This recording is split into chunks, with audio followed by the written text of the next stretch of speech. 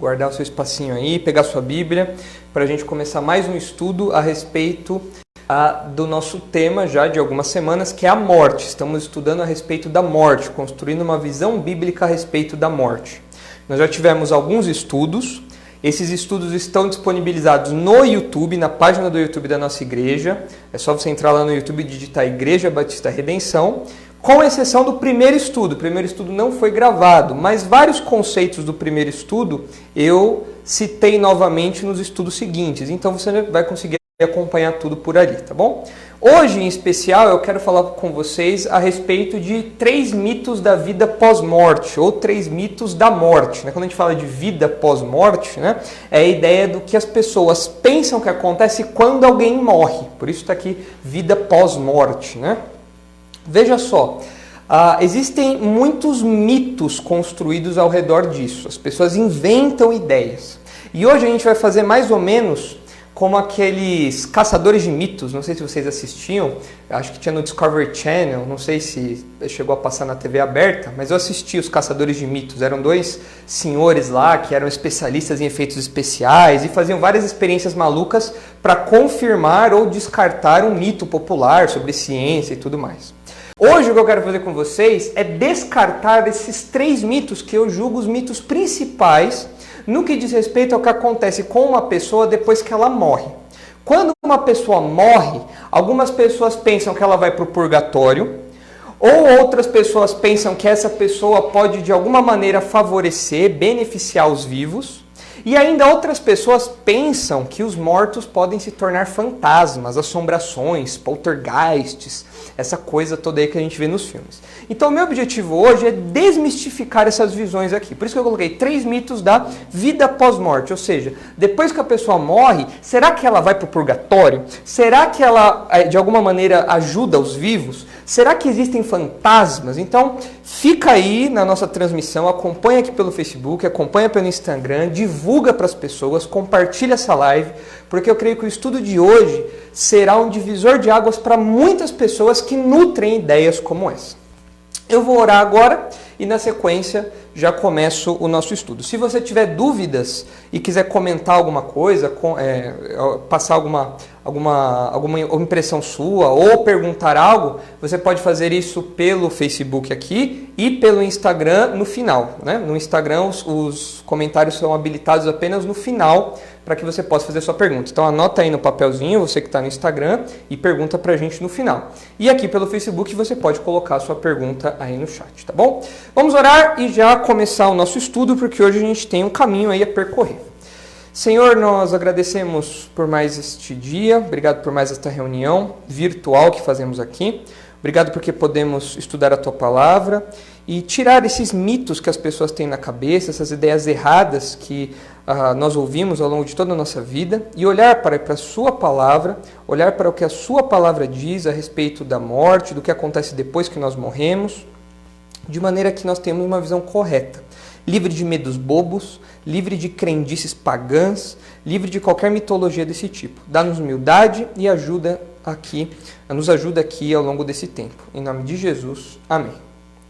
Muito bem, gente. Você que está pelo Instagram, você que está pelo Facebook, não esqueça de compartilhar essa live, tá bom? E depois, inscreva-se lá no canal do YouTube da Igreja Batista Redenção, para você ter acesso a esse vídeo e outros vídeos do Darashi e também outros vídeos dos demais cultos da nossa igreja. Muito bem, como caçadores de mitos que somos, eu já expliquei no começo que nós vamos desmistificar essas 3 visões muito comuns a respeito do que acontece depois que alguém morre. Algumas pessoas pensam que existe um purgatório. Será mesmo que existe isso? Você já ouviu falar do purgatório? O purgatório, da maneira popular que nós conhecemos, é uma doutrina católica, do romanismo, da Igreja Católica Romana.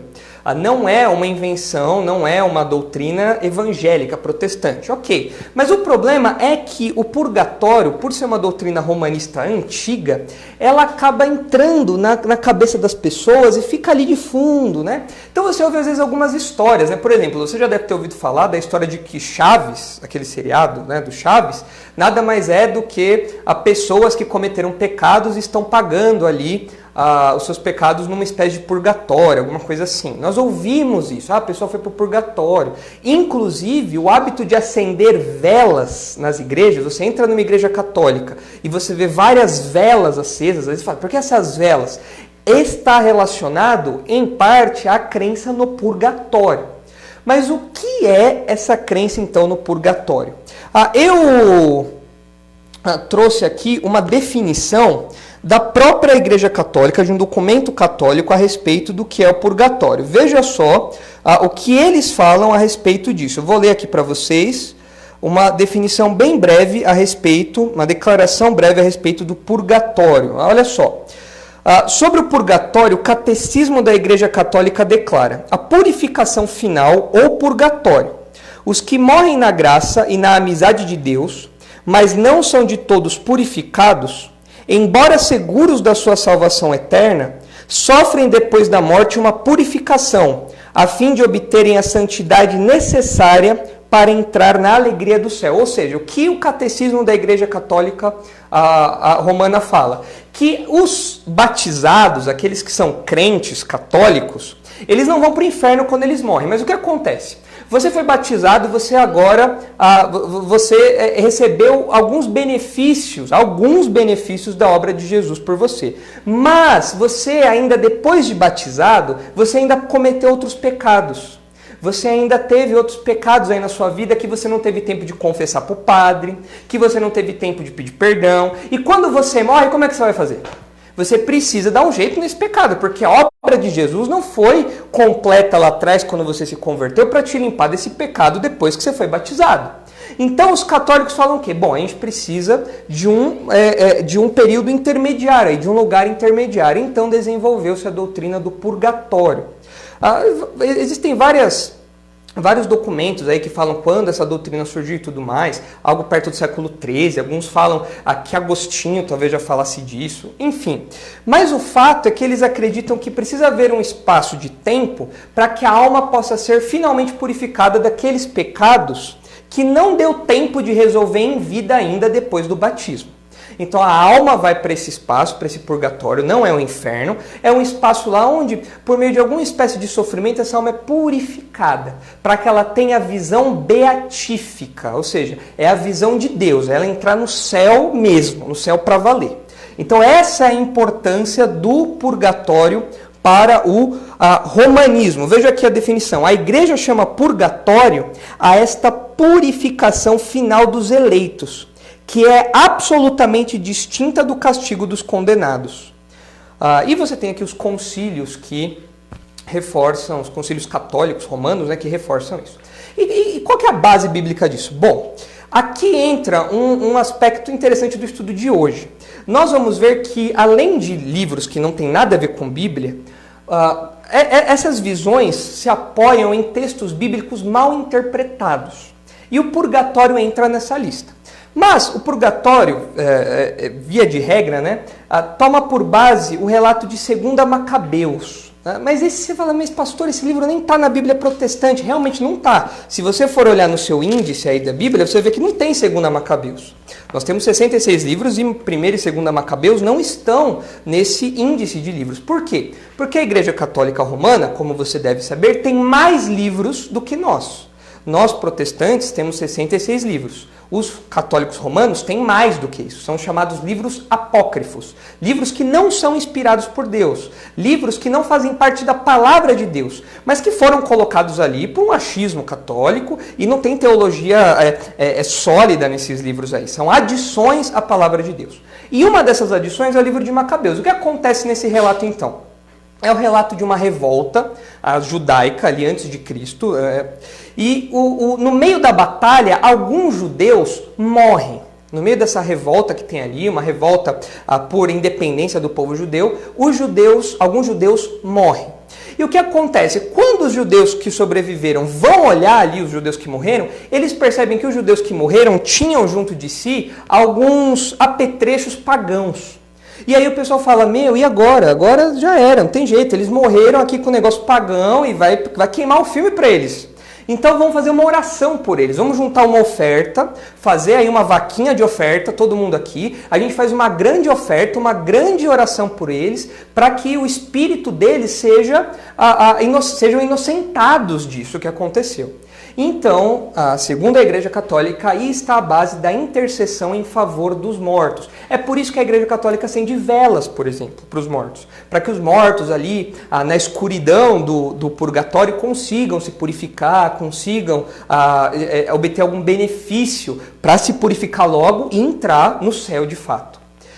Mas, então, essa visão de 2 Macabeus está totalmente errada. Macabeus nem Bíblia é. Então a gente rejeita. É no máximo uma história, um relato histórico, no máximo, mas não é Bíblia. E ensina uma doutrina errada.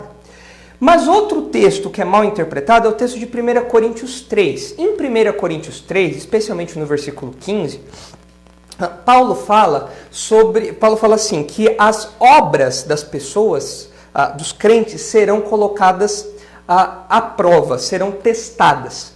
Se um pregador, se um pastor pregou na sua vida, construiu um edifício usando materiais inflamáveis, né? Então, palha, feno, madeira, quando o fogo dessa avaliação, uma figura que Paulo usa aqui, quando o fogo dessa avaliação vier, esse edifício que esse pregador, que esse pastor construiu, vai desmoronar, porque não era sólido, não era firme.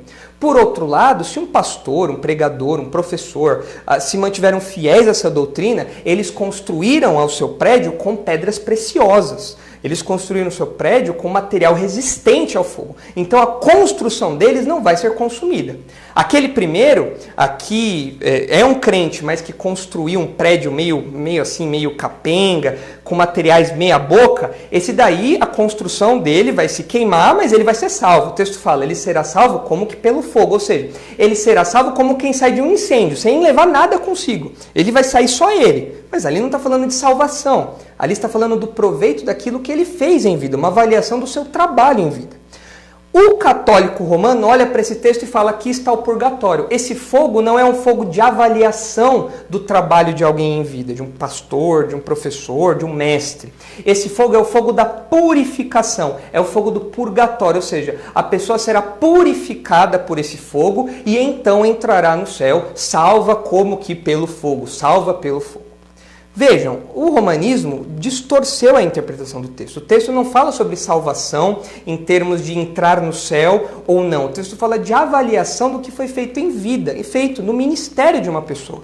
Isso que Paulo fala em 1 Coríntios capítulo 3. Depois que ele fala de Paulo, Pedro, depois que ele fala de como os coríntios estavam com esse problema, né, dos pregadores, dos pastores, dos grupinhos ali dentro da igreja. Então é isso que Paulo fala, de uma avaliação do trabalho que foi feito. Não da salvação de alguém, muito menos purgatório. Paulo não tem essa ideia de purgatório.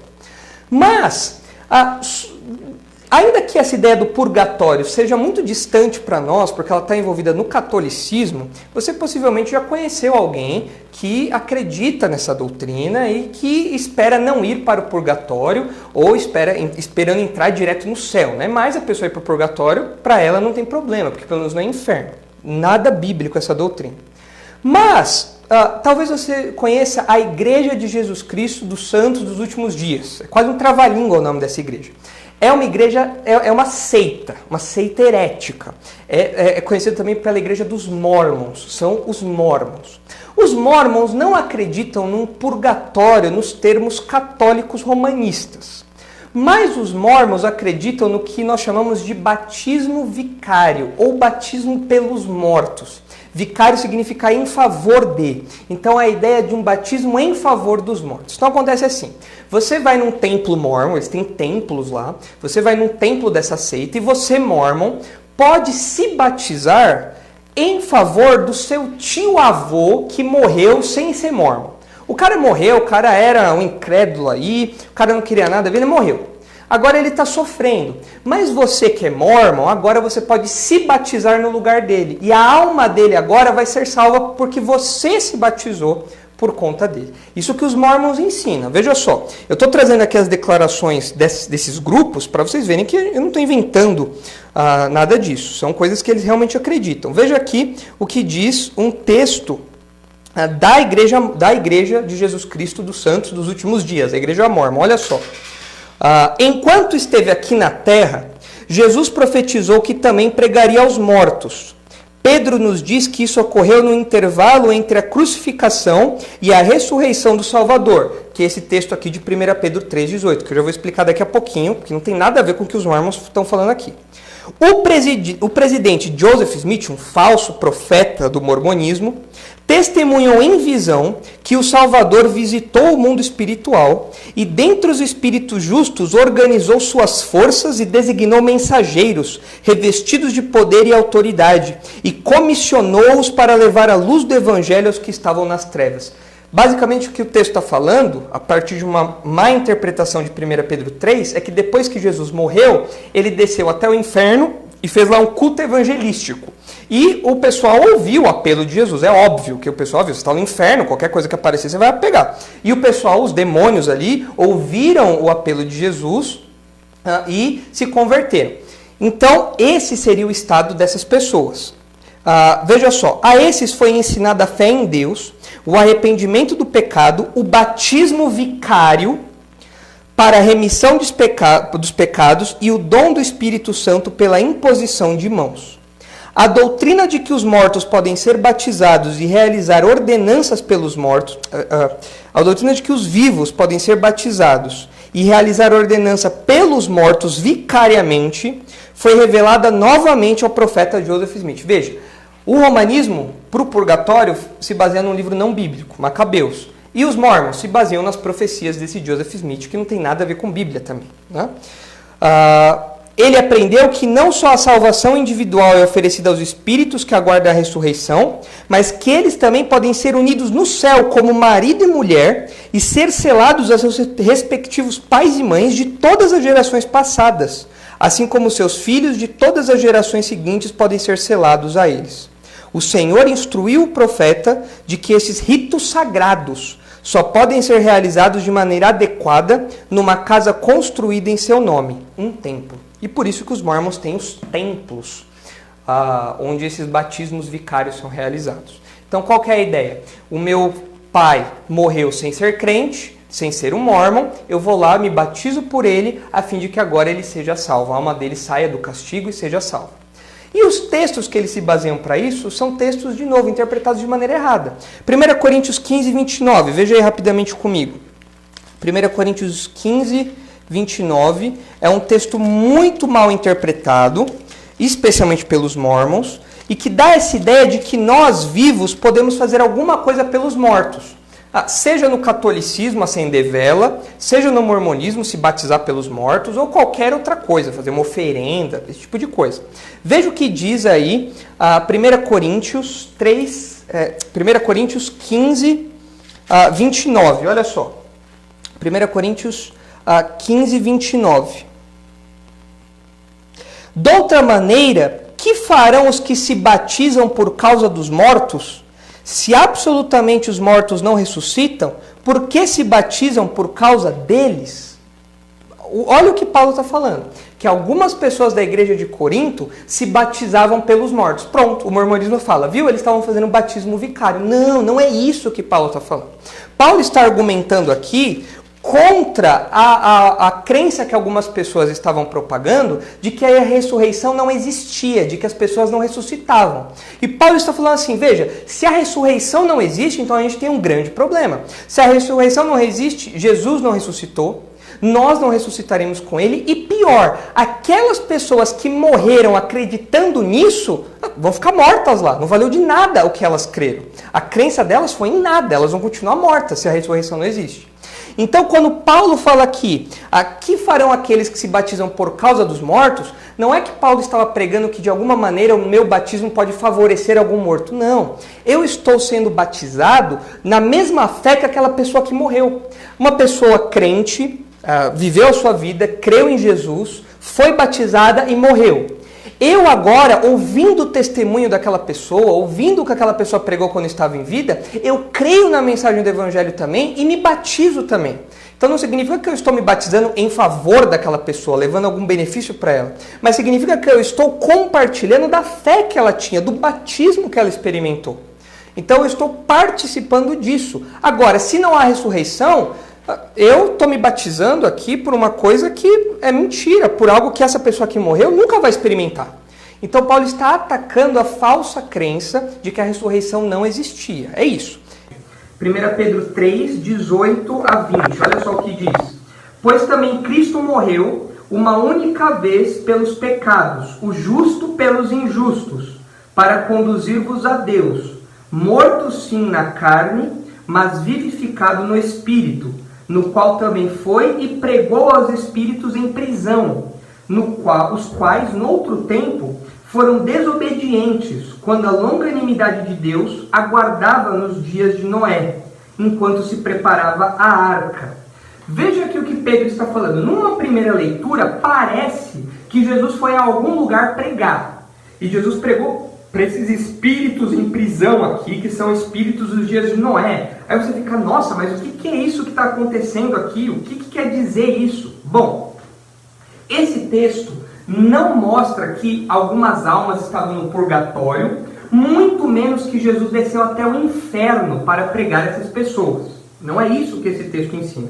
O que esse texto está ensinando, à luz do argumento que Pedro está construindo, é de que nós, crentes hoje, devemos ser testemunhas vivas de Deus, devemos testemunhar da sua palavra, com coragem, como Jesus fez por meio de Noé nos dias de Noé, quando ele construía a arca. Como assim? Bom, isso aqui é o que nós chamamos de teologia da pregação. É assim, quando alguém como Noé, quando um profeta falava, Deus falava por meio desse profeta, ele falava as palavras de Deus. Dessa maneira, quando Noé pregou lá atrás, enquanto construía a arca, falando do juízo iminente, falando do que estava para acontecer, quando isso começou lá atrás, Cristo estava falando por meio de Noé. O Espírito de Cristo estava falando por meio de Noé. Estava falando através de Noé. Então a mensagem que Noé pregava é uma mensagem de arrependimento, é uma mensagem de, vai vir o juízo aí pela frente. E da mesma maneira, nós os crentes devemos fazer isso hoje. Essa é a mensagem que é a mensagem do Evangelho. Então o que esse texto está falando não é que Jesus foi até o inferno, fez um apelo e salvou um monte de gente. Não. O que esse texto está falando é que Noé pregou, o Espírito de Cristo, ou seja, o próprio Cristo falou por meio de Noé aquelas pessoas dos seus dias. E nós, como crentes, no argumento de Pedro, devemos ter a mesma postura, pregar o Evangelho, a palavra de Cristo. Então vejam, nada de batismo pelos mortos. Agora, o purgatório e o batismo pelos mortos dos mórmons, eles podem ser refutados por dois textos. Um texto é o de Hebreus 9:27, que nós já lemos outras vezes. O texto fala que ao homem cabe morrer uma só vez e vem depois disso o juízo. Ou seja, não há um tempo intermediário onde a pessoa pode de alguma maneira continuar pagando pelo seu pecado. Isso não existe, isso não acontece. E o outro texto, e eu quero que você preste atenção nesse texto, é Hebreus 10, 11 a 14. Veja o que diz Hebreus 10. Hebreus 10, 11 a 14. Ora, todo sacerdote se apresenta dia após dia a exercer o serviço sagrado e a oferecer muitas vezes os mesmos sacrifícios que nunca jamais podem remover pecados. Jesus, porém, tendo oferecido para sempre um único sacrifício pelos pecados, assentou-se à destra de Deus, aguardando daí em diante até que os seus inimigos sejam postos por estrados dos seus pés. Porque com uma única oferta aperfeiçoou para sempre quantos estão sendo santificados. Veja que esse texto mostra que a obra de Cristo é completa por nós. Eu não preciso ter um pouquinho da obra de Cristo garantida no batismo e depois eu preciso pagar um pouquinho no purgatório para então ter acesso ao céu. Não, a obra de Cristo é completa. A Bíblia fala que Cristo tira de nós a condenação do pecado de maneira completa. E a nossa esperança agora, a nossa esperança certa, é de que quando nós morremos aqui, nós não iremos para purgatório lugar nenhum. Nós iremos diretamente para o céu, junto com Cristo, porque a obra dele foi completa, a obra dele foi total. Não há qualquer obra que nós precisemos fazer em adição à obra de Cristo. Então eu não preciso pagar meus pecados no purgatório. Isso é uma invenção ali da Igreja Católica, na era medieval, envolvido ali na venda de indulgências, uma má interpretação teológica de muitos autores católicos e assim por diante. Então abandone essa ideia do purgatório. A obra de Jesus pelos salvos é completa. Nós não precisamos adicionar nada. Quem paga pelos nossos pecados, quem pagou pelos nossos pecados foi Jesus. Eu não pago mais por isso. Jesus já pagou no meu lugar. Então esse é o primeiro mito que nós precisamos desvendar, que nós precisamos tirar da nossa mente a respeito da vida pós-morte. Os outros dois mitos que nós temos aqui são mitos um pouco mais próximos da nossa cultura, até mesmo dos evangélicos, por incrível que pareça. O segundo mito diz respeito ao favor dos mortos, ou seja, que os mortos podem de alguma maneira beneficiar os vivos. Então você já deve ter visto isso, por exemplo, na cultura oriental. Se você assistiu aquele filme, aquele desenho antigo da Mulan, lembra da Mulan, a princesa japonesinha, chinesa, né? A princesa chinesa lá, você lembra que há um templo dos ancestrais ali, um templinho na casa, onde tem os ancestrais, um monte de pedras lá e tal, e esses ancestrais enviam o grande guardião da Mulan, que é o Mushu, aquele dragãozinho. Quem cuida então da Mulan? Os ancestrais. Então os japoneses, os chineses, né, levam comida para os seus ancestrais, cuidam ali desses templos, porque eles acreditam que os mortos podem trazer algum benefício para os vivos. Outra expressão muito comum desse mito do favor dos mortos, aquela expressão que muitos pais usam para o seu filho pequeno quando a vovó ou o vovô morre. Ah, filhinho, a vovó virou uma estrelinha no céu. Ah, filhinho, o vovô agora virou uma estrelinha no céu, e ele olha por você lá de cima, e a criança fica lá olhando para as estrelas, esperando, numa coisa meio Rei Leão, né? Cadê meu pai, né? Cadê o Mufasa lá no céu e tal? Esperando que o vovô e a vovó estejam olhando pelo neto ali, né? Isso é uma outra mitologia mais popular, que acredita que o favor dos mortos para os vivos existe. Outra expressão desse mito, os santos católicos. Um camarada era muito santo em sua vida, era um católico fervoroso, era alguém escolhido por Deus, agraciado de uma maneira especial, e quando ele morre, agora ele intercede em nosso favor. Então você vai lá e agradece a santo expedito pela graça alcançada, agradece pelo santo que finalmente fez você desencalhar e arranjou um namorado, uma namorada, né? Você agradece aos santos que intercederam por você, os santos mortos que intercederam por você. Outro mito do romanismo, baseado nessa ideia que os mortos têm algum tipo de influência sobre o mundo dos vivos. Agora veja, olha só como isso era na cultura antiga. Eu trouxe aqui um trechinho de um comentário a respeito disso. Preste atenção. Por causa da importância dada ao culto aos ancestrais, que permeava grande parte do Oriente Antigo Próximo, do Antigo Oriente Próximo, considerava-se que os mortos tivessem algum poder de afetar os vivos. Acreditava-se que se libações, ofertas, fossem derramadas em favor dos ancestrais mortos, seus espíritos ofereceriam proteção e ajuda aos membros da família que ainda estivessem vivos. O cuidado com os mortos começava com o sepultamento adequado e teria continuidade com a dedicação posterior de presentes em honra da memória e do nome do falecido. Esse cuidado tinha como base a crença de que os espíritos dos mortos podiam se comunicar com os vivos e tinham informações sobre o futuro que poderiam ser úteis. Esses espíritos eram consultados através de sacerdotes, médiuns e necromantes. Veja só uma outra expressão disso no espiritismo. Muitas pessoas espíritas, quando estão diante de alguma decisão importante, quando estão em dúvidas, vão até uma sessão espírita para ver se os mortos podem revelar alguma coisa sobre o futuro, sobre o passado, enfim, porque acreditam no favor dos mortos. Os mortos podem beneficiar os vivos. Foi aí a bateria? A bateria vai acabar aqui daqui a pouco, eu acho. Mas dá pra... Então agora veja, Esse mito também não é bíblico. Isso daqui não é... Por exemplo, Isaías capítulo 8. Veja o que diz Isaías capítulo 8, versículos 19 e 20. Olha só, Isaías 8, 19 e 20. Quando vos disserem, consultai os necromantes. Necromantes são aqueles que consultam os mortos, né? E os adivinhos, que chiureiam e murmuram, acaso não consultará o povo ao seu Deus? A favor dos vivos se consultarão os mortos? Olha que a pergunta que Isaías faz. Peraí, quando alguém falar para vocês consultarem os necromantes, esses macumbeiros aí, vocês vão consultá-los?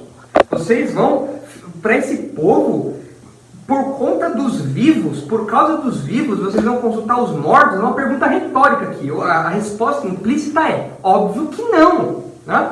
E aí o versículo 20 diz, a lei e ao testemunho. Ou seja, pare com essa besteira de falar com gente morta. Abandone isso, isso é pagão. A lei e ao testemunho, ou seja, ao que a palavra de Deus diz. Ela nos encaminha a fidelidade, ela nos encaminha ao temor a Deus, a lei e ao testemunho. Não essas invenções de necromantes e tudo mais, esses ritos dos mortos que de alguma maneira podem beneficiar os vivos. Outro texto, Isaías 65. Isaías 65, se tem alguma dúvida aí, coloca aí embaixo nos comentários, no Instagram aqui depois nós vamos abrir, aqui no Facebook, o pessoal já conectou aqui, então podem colocar aí as suas perguntas. Isaías 65, versículo 2, olha só. Estendi as mãos todo o dia a um povo rebelde, que anda por caminho que não é bom, seguindo seus próprios pensamentos. Povo que de contínuo me irrita abertamente, sacrificando em jardins e queimando incenso sobre altares de tijolos, que mora entre as sepulturas e passa as noites em lugares misteriosos. Estou falando de pessoas que realizavam rituais pagãos, e Deus se aborrece disso. Deus não aprova esse tipo de coisa. Isso fica claro, nós não vamos ler, mas depois vocês podem ler em casa, nos textos de Levítico 19 e de Deuteronômio 14. São versículos onde Deus repreende totalmente, proíbe totalmente o povo de realizar esses rituais pagãos de consulta aos mortos. Então o espiritismo, a macumba, religiões orientais, religiões africanas, que têm essa ideia de consulta aos ancestrais, tudo isso é reprovado pela Bíblia. Tudo isso é abertamente reprovado, porque não tem como os mortos favorecerem os vivos. Isso não existe. É aquela pergunta retórica que diz Isaías 8. Acaso os vivos consultarão os mortos em seu favor? É óbvio que não existe isso. Então, nós precisamos fazer essa distinção aí, essa exclusão, que essa ideia aqui de que os mortos podem nos beneficiar, isso está fora de cogitação. Por isso, cuidado, você, quando for consolar o seu filho, quando for consolar alguma criança que perdeu um ente querido, não fale para aquela pessoa, para aquela criança, que a vovó virou uma estrelinha no céu, que agora olha para ele. Você está mentindo para a criança. E nós já vimos lá no primeiro estudo que estudar esse tema que nós estamos estudando sobre morte é importante, porque nós não podemos dar uma esperança falsa para as pessoas. Nós não podemos inventar histórias. Nós temos que falar a verdade. E a verdade é que a vovó não vira estrelinha no céu. Aquela coisa Rei Leão, do Mufasa nas estrelas, isso não acontece. Esqueça isso, isso é pagão. A Bíblia reprova esse tipo de visão, esse tipo de comportamento, esse tipo de ritual. E o terceiro mito que nós temos aqui, talvez o mito mais esperado por alguns, é a respeito de fantasmas. Nós já vimos que purgatório não existe, e nós vimos aqui que o batismo pelos mortos não existe também, que Jesus não foi ao inferno pregar para as pessoas. Nós já vimos que isso não aconteceu. Jesus ali pregou por meio de Noé, nos dias de Noé. E aqueles espíritos aquelas pessoas às quais Noé tinha pregado morreram e agora estavam aprisionados, aguardando o julgamento final ali, quando serão lançados no lago de fogo. Mas Jesus não foi para o inferno pregar para eles, foi Noé que fez isso quando eles ainda estavam vivos, e Noé também. Então essa história de batismo pelos mortos, purgatório, tudo isso daí esqueça, não é verdade, não é bíblico. Outro mito, os mortos olham por nós. mitologia romanista forte, isso, heresia pesada, chuta isso fora porque isso é mentira. E agora sobre fantasmas, aqui talvez seja a área, o mito que mais nos assuste, né? Porque o cinema investe muito nisso. Se bem que os últimos filmes de terror são muito ruins, né? Mas você pega aqueles filmes bons de terror, de fantasmas e tal, você fica preocupado, fala, nossa, será que tem algum fantasma aqui? Estou com medo de olhar no espelho agora. De noite eu vou acender todas as luzes para ir ao toalete, né? Você fica com medo, né? E eu me lembro uma vez que eu morava num prédio e em cima do meu apartamento morava um casal de idosos. Se não me engano, o nome desse casal era a Dona Odete e o seu Sinésio, se não me engano. E o que aconteceu? O seu Sinésio faleceu, já eram idosos, e o seu Sinésio faleceu. E a Dona Odete ficou sozinha. A Dona Odete, uma senhora sozinha ali, que sentia muito falta do marido e era uma senhora sozinha. Então eu, na época, eu tinha um tempo livre à noite, eu fazia o quê? Depois do jantar, às vezes antes do jantar, eu subia ali com ela e estudava a Bíblia com ela, tocava um corinho ali com ela, para tentar animar um pouquinho aquela senhora, né? Para tentar dar um pouquinho de vigor ali para ela, que estava muito abatida e sozinha pela perda do marido. E eu me lembro um dia que eu estava lá, a gente estava lá conversando, ela morava acima do meu apartamento, era pertinho, e nós estávamos ali conversando e tal, e ela falou, sabe, Nicolas, às vezes eu vejo o Sinésio. É ali, mais ou menos. Ela apontou para o corredor, bem o corredor que estava na minha frente. E eu falei assim, eu pensei, espero que a senhora não esteja vendo ele aqui agora, né? Porque senão o bicho vai pegar aqui. Mas ela, não, às vezes eu vejo ele, às vezes eu sinto ele. Na hora eu falei, muito bom, irmã, vamos agora terminar então o nosso estudo. E fui embora rapidinho, né? Eu era bem mais novo ainda, né? Mas tinha essa ideia de ver gente morta. Eu conheci relatos de pessoas que o familiar morreu e depois encontrou o familiar já morto, né? A alma do morto deitada na cama, umas coisas malucas assim, eu já ouvi histórias assim. E a gente se pergunta, peraí, será que tudo isso é verdade? Será que isso acontece? E os filmes, como eu disse, investem muito nisso.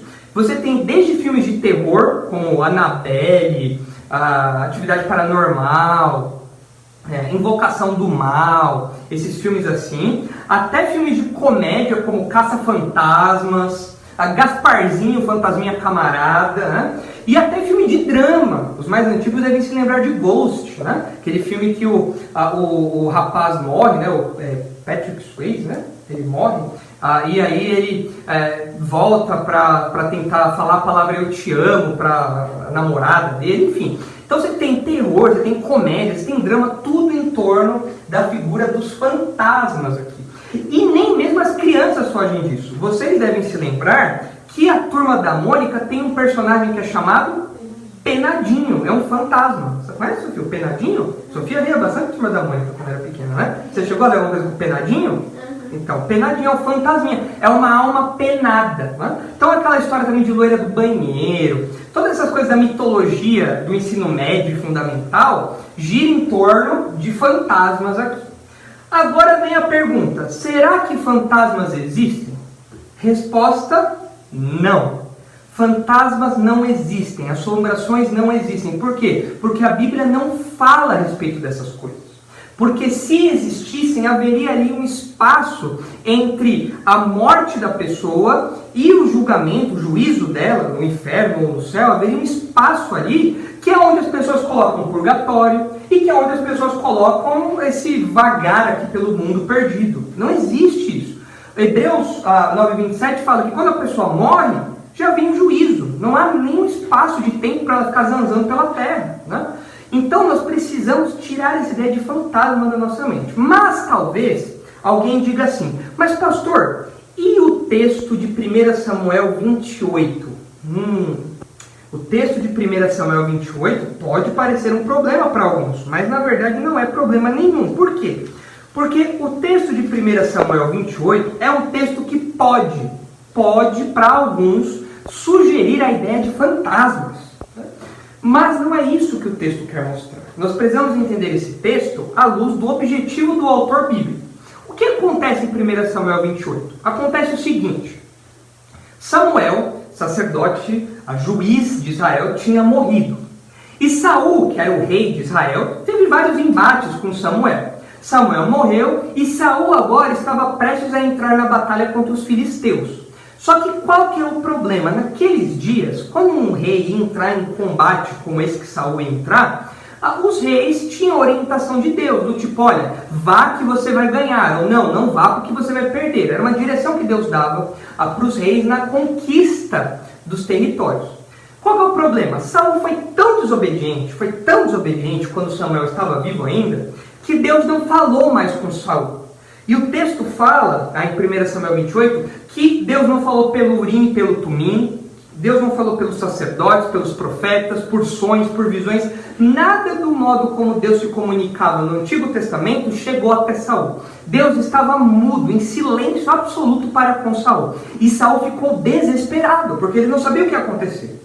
Então ele falou, quer saber de uma coisa? Eu vou até uma necromante, que nós já vimos aqui que era proibido. Mas Saul foi até essa necromante, em Endor, uma cidade ali até mesmo em território inimigo, passando pela fronteira do território inimigo. Saul estava lá com a necromante falou, vem cá, o que você quer? Me traga Samuel. Então a mulher faz lá alguma coisa e aparece Samuel. Mas a própria necromante, a macumbeira, ela fica assustada, indicando que ela não acreditava no que ela fazia. Ou que ela não esperava que fosse acontecer de fato aquilo. E Samuel de fato aparece ali. O espírito de Samuel aparece ali e Saul percebe isso, se curva ali diante de Samuel, que era um profeta respeitado, ali, um juiz respeitado. E Saul fala, olha, Deus não está falando comigo, eu quero saber se eu devo ir para a batalha ou não. Então Samuel fala assim, olha Saul, você só desobedeceu a Deus. Você não está nem aí para o que Deus fala. Você só me atormentou enquanto eu estava vivo. E agora até quando eu estou morto você vem me encher as paciências? Negativo, olha, é o seguinte. Deus já entregou o seu reino para Davi. Você vai morrer amanhã. Você e seus filhos vão estar aqui comigo no lugar dos mortos. Você vai morrer. E não tem conversa, Saul. Me deixa em paz. E Saul, vendo que era isso que ia acontecer, cai desolado, desesperado. E de fato Saul morre. Seus filhos também morrem. Qual é o problema desse texto? Algumas pessoas falam, então quer dizer que é possível trazer os mortos para cá? Não, não é isso que o texto está falando. O texto bíblico fala de um único relato, uma única vez, em que Deus trouxe um morto para o mundo dos vivos para falar especificamente a Saul. Mas por quê? Por que Deus fez isso? Olha, é muito simples. Saul queria consultar uma necromante para saber a respeito do seu futuro. Como que dizendo, veja, Deus não está falando comigo no mundo dos vivos, mas eu vou tentar alguma coisa com o mundo dos mortos. Então, quando Deus faz isso, de enviar Samuel para falar com Saul, o que nós aprendemos? Que Deus controla tanto o mundo dos vivos como o mundo dos mortos. Não tinha para onde Saul correr. O destino de Saul ia acontecer. Saul iria morrer e não tinha para onde correr. A desobediência de Saul o levou a isso. Não tinha como fugir. Porque Deus controla o mundo dos vivos e o mundo dos mortos. Então ali não era um demônio, como alguns podem pensar. Ali era Samuel mesmo, mas com um propósito muito específico de Deus para com Saul. Isso não acontece novamente na história bíblica. Então nós percebemos que esse episódio não é um episódio que fala de fantasmas. É um episódio excepcional que trata de uma fala de Samuel, mesmo depois que ele está morto, onde Deus envia esse profeta ali, envia esse juiz ali, para falar para Saul o que aconteceria, por conta da rebeldia dele. Então esse texto não pode ser usado para falar de fantasmas. Mas aí você vai falar, pastor, mas eu já vi um vulto. Outro dia eu acordei, eu vi alguém de pé do meu lado. Às vezes eu olhei no espelho, eu vi uma coisa atrás, eu vi. Bom, veja bem, nós estamos falando que fantasmas não existem. Então o que pode ser essas coisas que talvez você tenha visto ou conhecido alguém que viu mesmo, né? O que pode ser? Em primeiro lugar, isso pode ser um sugestionamento. Isso acontece às vezes com crianças, por exemplo, quando você vê um filme de terror e você fica vendo coisas em todo lugar, né? Então você tira uma foto, tem uma nuvem com um formato um pouquinho diferente, você pensa, pronto, isso aqui é um fantasma. Tem um reflexo, pronto, isso aqui é um fantasma. É um sugestionamento que às vezes pode acontecer. Porém, prestem atenção, há uma outra possibilidade real. Que esses fantasmas, que obviamente não são seus parentes que faleceram, não são, Mas esses fantasmas podem ser manifestações demoníacas.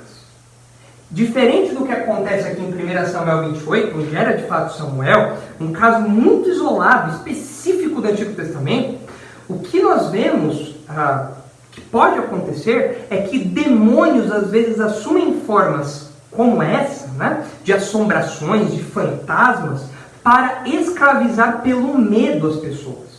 E isso pode acontecer até mesmo com crentes, às vezes, que nós chamamos de uma espécie de opressão espiritual. O que é isso? É batalha espiritual? Não é nada disso, não é nada dessas coisas neopentecostais, não é isso.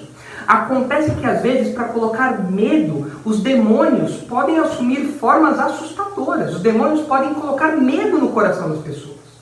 Isso acontece, por exemplo, já ouvi relatos de ex-macumbeiros que se converteram e no começo da sua vida cristã foram perturbados por coisas que nós vemos em filmes. Armário abrindo e fechando, coisas ligando e desligando. Você fala, isso é coisa de louco. Ele está louvando e fala, não, eu realmente vi isso, pastor. Mas eu sei que é porque aqueles demônios com os quais eu falava no passado, quando eu era incrédulo, quando eu era pai de santo, esses demônios não gostaram da minha conversão. E querem me abalar, querem me colocar medo. Isso pode acontecer. Agora veja, nós sempre conseguimos detectar quando isso acontece? Não. Sempre que alguém vê alguma coisa, é um demônio? Às vezes pode ser um sugestionamento da mente. Eu não estou vendo ali. Às vezes eu posso pensar que eu vi uma coisa e não vi. É difícil nós avaliarmos isso, mas isso pode acontecer? Pode. Há perturbações, opressões nesse sentido, em que os demônios podem causar em pessoas aqui vivas. Para quê? Para escravizar, para oprimir, para escravizar essa pessoa sob o medo.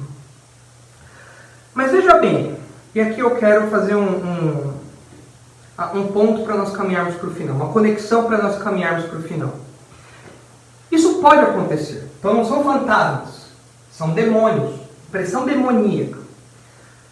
Mas veja, eu acredito que esse tipo de coisa seja raro. É mesmo, pastor? É raro? Eu acredito que seja raro. Por quê? Porque o diabo e seus demônios têm outras maneiras mais eficazes de escravizar alguém. Veja comigo o que diz 1 Timóteo capítulo 4. Demônios podem perturbar os vivos, podem oprimir ali os vivos, aterrorizar os vivos? Podem, claro que podem. Nós vemos isso acontecendo, inclusive, no relato bíblico, né? Nós vemos, por exemplo, Saul sendo atormentado por um espírito mau enviado da parte de Deus. Deus enviou um espírito mau para perturbar Saul. Nós não sabemos como era essa perturbação exatamente, mas alguma coisa ali acontecia, né? Então veja 1 Timóteo 4, de 1 a 3. Apesar disso poder acontecer, a impressão que eu tenho pelo relato bíblico é que existem outras formas mais eficazes do diabo e dos seus demônios escravizarem as pessoas. Como? Por meio de falsos ensinos. Como? Que falsos ensinos? Purgatório, batismo pelos mortos, o favor dos mortos, a vovó que vira estrelinha no céu e olha pelo netinho aqui na terra, virou um anjinho da guarda. Essas doutrinas enganosas, essas mentiras, é um prato cheio para que Satanás escravize as pessoas. Veja o que diz 1 Timóteo 4, versículos 1 a 3. 1 Timóteo 4, 1 a 3. Ora, o Espírito afirma expressamente que nos últimos tempos alguns apostatarão da fé, por obedecerem a espíritos enganadores e a ensino de demônios, pela hipocrisia dos que falam mentiras e que têm cauterizado a própria consciência, que proíbem o casamento e exigem a abstinência de alimentos que Deus criou para serem recebidos com ações de graças. Veja que como os demônios escravizam por meio de falsos ensinos. Olha, casar é pecado. Olha, usar calça é pecado. Olha, ter barba é pecado. Não ter barba é pecado. Olha, você comer determinadas coisas e não comer determinadas coisas é pecado. Esses ensinos diabólicos que Paulo fala aqui são maneiras de escravizar as pessoas. O diabo não precisa de assombrações para escravizar alguém. É só ele colocar uma ideia errada na mente dessa pessoa. Só isso. Só isso. Outro texto que mostra isso, 2 Coríntios, capítulo 11. Veja o que Paulo fala em 2 Coríntios, capítulo 11, versículos 13 a 15. Olha só, 2 Coríntios 11, 13 a 15. porque os tais são falsos apóstolos, obreiros fraudulentos, transformando-se em apóstolos de Cristo. E não é de admirar, porque o próprio Satanás se transforma em anjo de luz. Paulo está falando aqui de pessoas que não eram apóstolos, mas falavam que eram apóstolos. Ele fala, isso não é de se admirar, porque até o diabo pode se fazer de anjo de luz, pode se fazer de um mensageiro de luz, para se aparecer ali diante de alguém. Então, veja a semelhança, inclusive, com os termos que Paulo usa aqui para o que a gente vê hoje. Pessoas que também se dizem apóstolos e não são mentirosos, servos de Satanás. Por quê? Para escravizar uma pessoa, você não precisa de fantasmas e assombrações. Você só precisa de uma doutrina herética. Você só precisa de um falso ensino. Você só precisa de uma mentira. E nós vimos aqui 3 mentiras. O purgatório, o favor dos mortos e os fantasmas. Só nesse estudo eu já apresentei 3. Mas existem muitos outros mitos, muitas outras mentiras, muitas outras falsas doutrinas que escravizam os homens e que colocam os homens sobre medo, sobre a ação diabólica, sobre essas doutrinas de demônios. O que nós fazemos então? Bom, nós precisamos lembrar que Cristo nos livra do medo.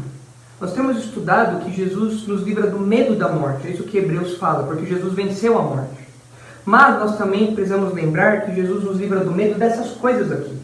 Jesus nos livra do medo do purgatório, primeiro porque o purgatório não existe, mas porque nós lembramos que a sua obra por nós foi completa na cruz. Nós não precisamos completar nada.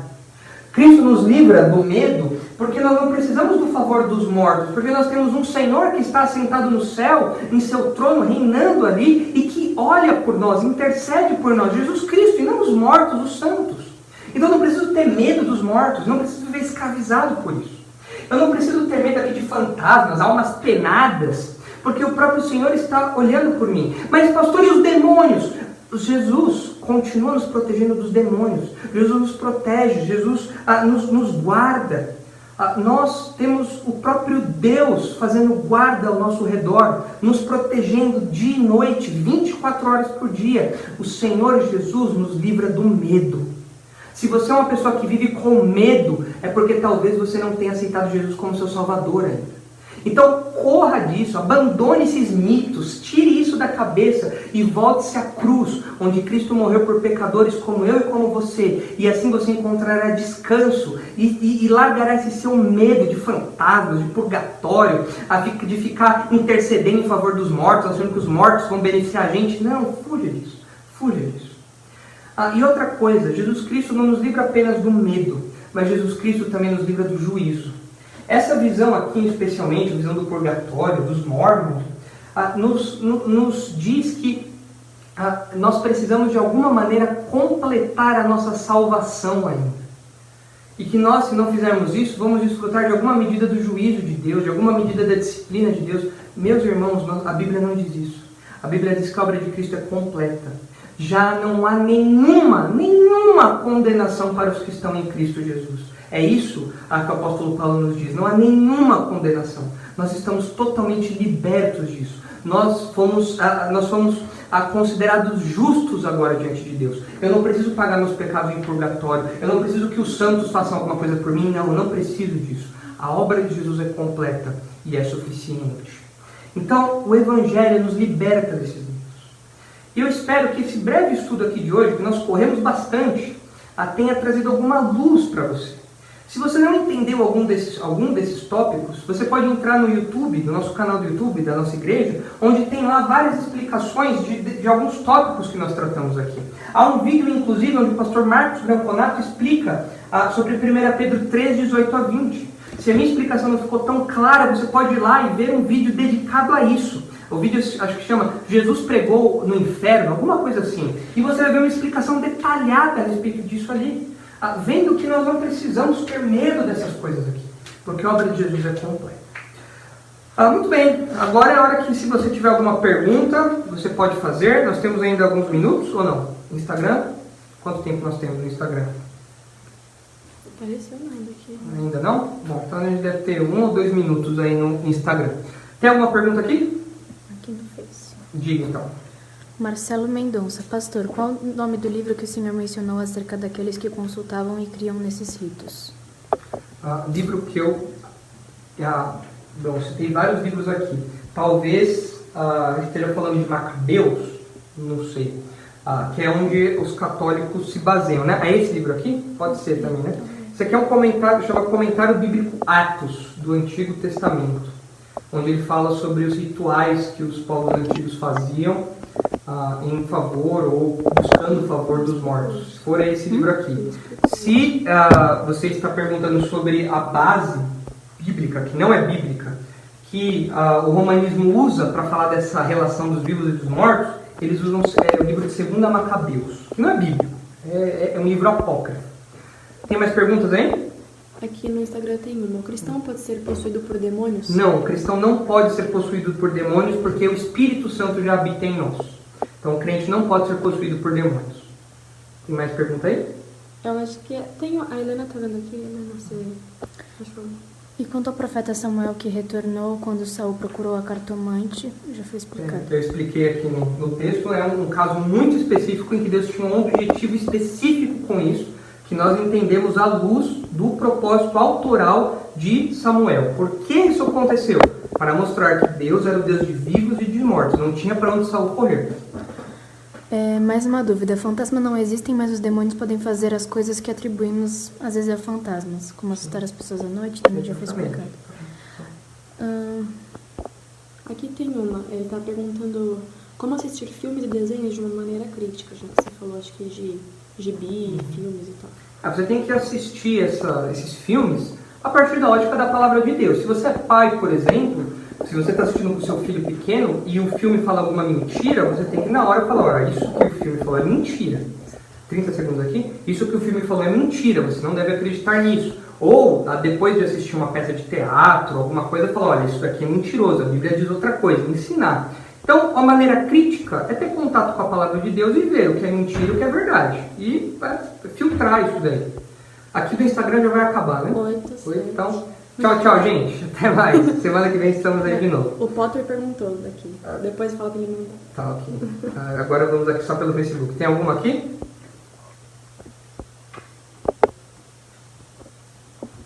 Acho que não. Não? Não, essa aqui não é pergunta. É coisa de Não, assim. acabou. Ok. Então é isso, gente. Obrigado pela participação de vocês. A gente deu uma voada aqui no assunto.